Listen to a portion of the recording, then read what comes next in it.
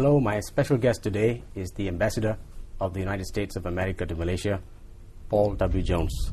Ambassador, it's good to have you at the Star. I'm delighted to be here, Paul. Having a great time. Thank you.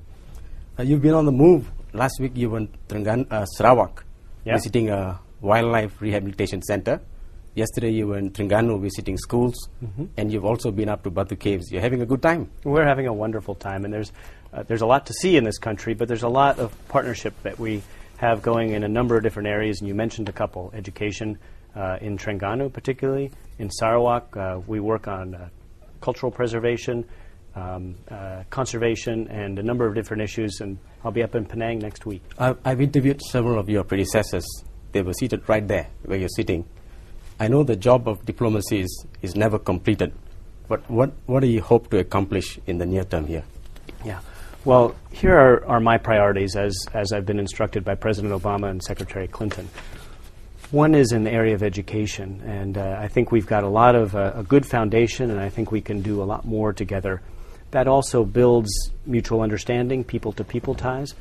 Another interesting one that President Obama is very focused on is entrepreneurialism. He hosted a summit almost 1 year ago, and a couple of people from Malaysia went.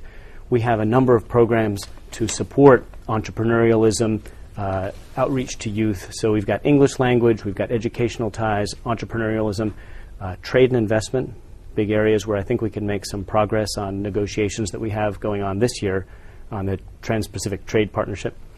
And generally increasing our mutual understanding. I think there's a lot we can do in the area of cultural interaction, which we've started on. So I'm excited and optimistic about the years ahead. After going through several cycles, US-Malaysia relations, I would say, is now at the cruising altitude. And do you foresee any big change in the next decade or so that will make us soar even higher? Well, a decade is a long way to look ahead, but 5 to 10 years.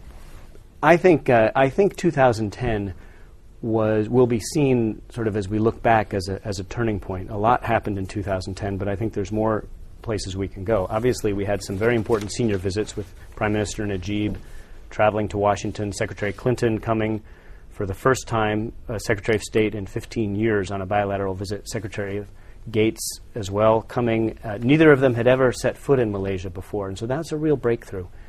When I was just back in Washington just under 3 weeks ago, I had the opportunity to meet President Obama, and I can say Malaysia's on his mind, as is Asia generally, and it's a very important year this year for the U.S. relations with Asia.